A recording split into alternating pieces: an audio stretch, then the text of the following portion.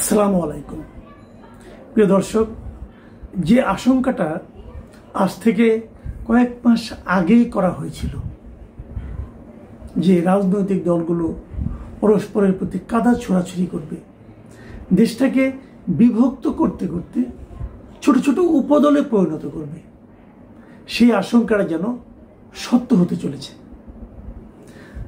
আমরা অনেক দিন ধরে লক্ষ্য করছিলাম দু তিনটা পক্ষ হয়ে গিয়েছে, একদিকে বিএনপি, আরেকদিকে জামাত, এনসিপি, ইসলামী আন্দোলন, মাঝখানে সরকার যেন খেলা দেখছে, সমস্ত পট সাজিয়ে দিয়ে সেই জন্য খেলা দেখছে।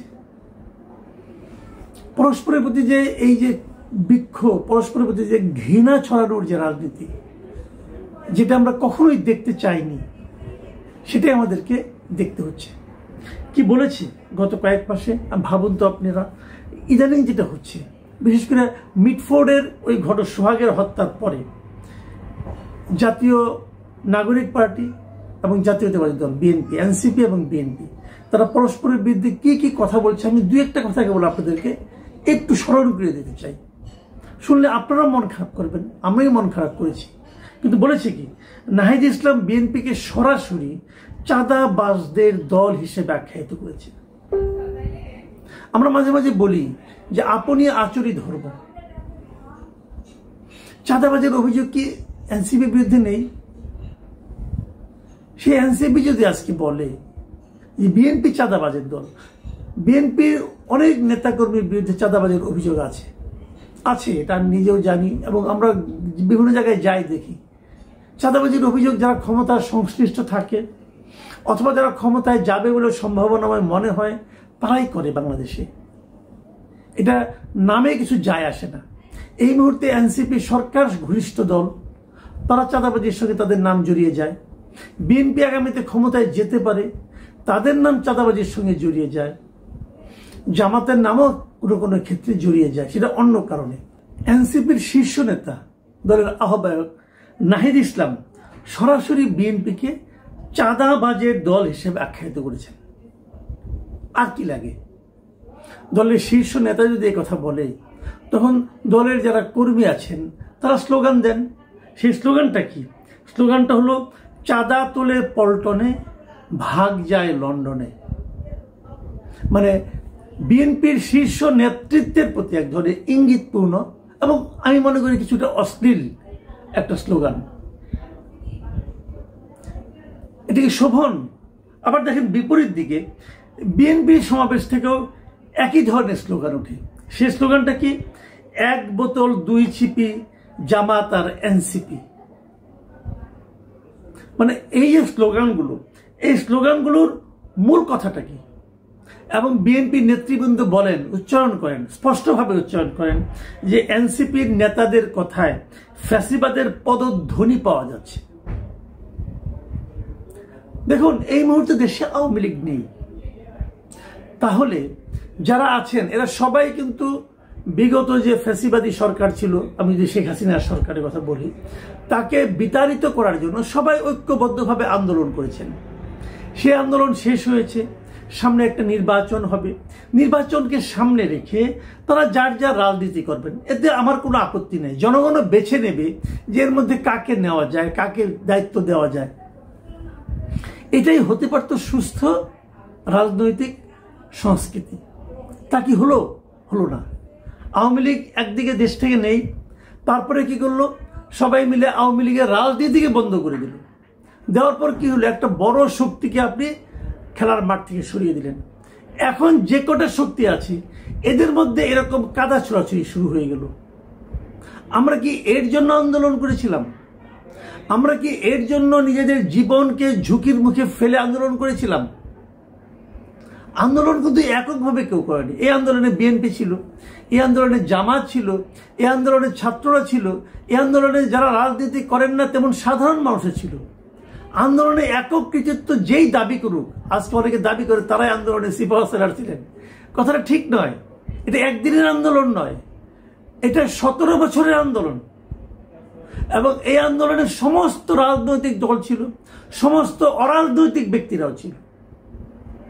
সকলে সেই সম্মিলিত আন্দোলনকে একসঙ্গে আমরা সবাই মিলে যে আন্দোলন করলাম, কাঁধে কাঁধ মিলে যে আন্দোলন করলাম, সে আন্দোলনের পর এখন আমরা পরস্পরের কাঁধ থেকে মাথাটাকে সরিয়ে দেওয়ার কথা ভাবছি। কিভাবে একে অপরকে বেইজ্জতি করা যায় তার জন্য অশ্লীল শব্দ প্রয়োগ করছি। এটা কেন? তাহলে এতে কি আমাদের ক্ষুদ্রতাটাই প্রকাশিত হচ্ছে না? আপনারা জনগণের কাছে যান, নির্বাচন করুন। জনগণ যদি আপনাকে নির্বাচিত করে, আপনি শাসন করবেন 5 বছর। নির্বাচিত না করলে পরের 5 বছরের জন্য চিন্তা করবেন। এটাই তো হওয়া উচিত ছিল সুস্থতা। যখন আপনি দেখেন যে আপনার কোনো সম্ভাবনা নাই, তখন আপনি নানা ক্যারিকেচার করে নির্বাচন পিছিয়ে দেওয়ার চেষ্টা করেন, অথবা একটা আওলা বাঁচানোর চেষ্টা করেন। এটা কোন ধরনের মানসিকতা? দেখুন, আমি একটা কথা বলি,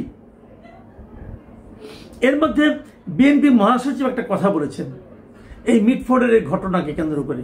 তিনি বলেছেন, সরকার পরিচালনার দায়িত্বে না থাকা সত্ত্বেও একটি রাজনৈতিক দল ও তার প্রধান নেতৃত্বকে দায়ী করে মিছিল এবং অশ্লীল ভাষা প্রয়োগ করা হচ্ছে। এটি রাজনৈতিক সংস্কৃতিকে আবারও সেই ফ্যাসিবাদের যুগে ফিরিয়ে নিয়ে যাচ্ছে কিনা এমন প্রশ্ন উঠতেই পারে। এই কথাটা আমি বললাম একটু আগে, যে বিএনপির নেতৃবৃন্দ বলছেন যে এনসিপির কথাবার্তা ফ্যাসিবাদের যেন ছায়া তারা দেখতে পাচ্ছেন। বিভিন্ন শিক্ষা প্রতিষ্ঠানে আমরা দেখেছি এই ধরনের মিছিল হচ্ছে, বিএনপির এগেইনস্টে মিছিল হচ্ছে। আজকে আবার দেখলাম বিএনপির এই আপনার স্বেচ্ছাসেবক দল তারা শাহবাগ অবরোধ করে বসে আছে এনসিপির এই সমস্ত মানে মাঠ গরম হয়ে যাচ্ছে। পরস্পরের বিরুদ্ধে শক্তি প্রদর্শন করছে, পরস্পরের বিরুদ্ধে অশ্লীল বাক্য প্রয়োগের প্রতিযোগিতা শুরু করে দিয়েছে। এটা তো আমরা চাইনি। আপনারা খেয়াল করতে পারবেন, বেশি দিন আগে না, গত 25শে ফেব্রুয়ারি জাতীয় শহীদ সেনা দিবস উপলক্ষে রাওয়া ক্লাবের একটা মিটিংয়ে, একটা অনুষ্ঠানে সেনাপ্রধান কিছু কথা বলেছিলেন।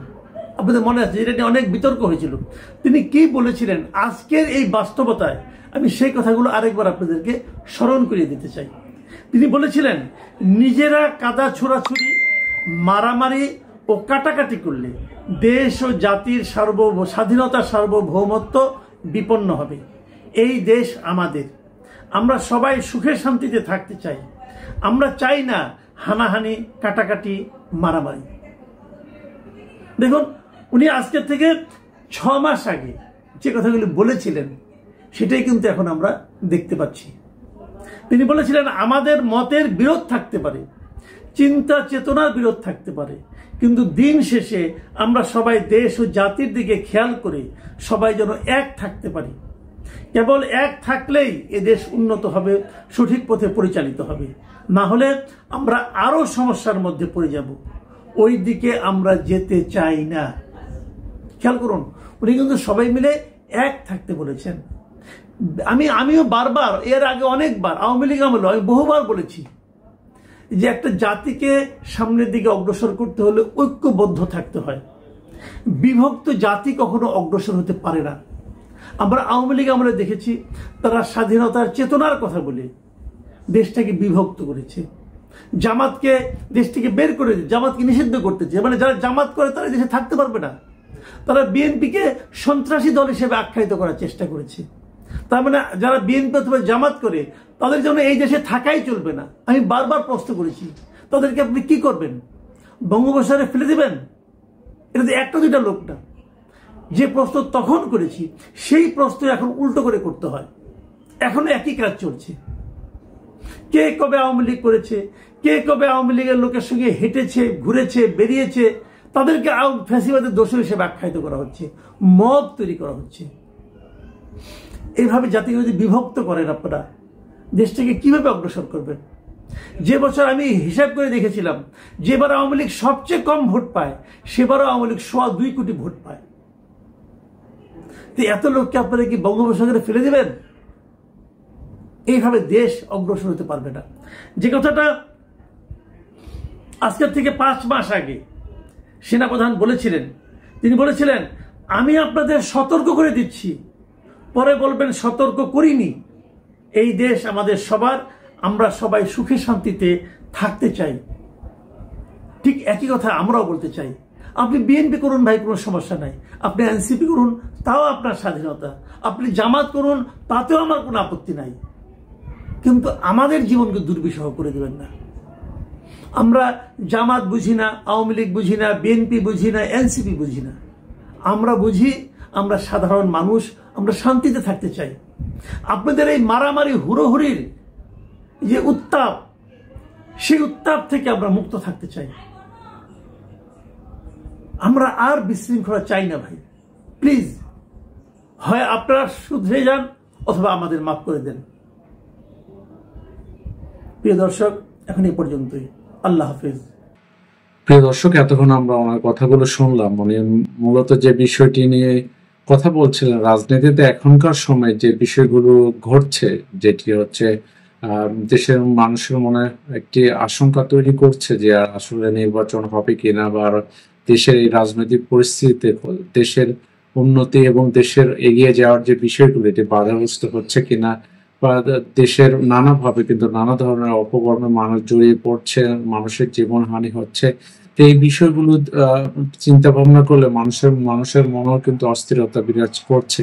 এই জায়গা থেকে মুক্তি পাওয়ার বিষয়ে আসলে রাজনৈতিক দল, ইন্টার গভর্নমেন্ট এবং সকল পক্ষ থেকে এটি সঠিক সমাধান নিয়ে আসা এবং সুন্দর একটি নির্বাচনের দিকে এগিয়ে গিয়ে যারা ক্ষমতায় আসবে দেশকে সঠিকভাবে পরিচালনা, এই বিষয়ে এগিয়ে যাওয়ায় মুখ্য একটি বিষয় হয়ে দাঁড়িয়েছে।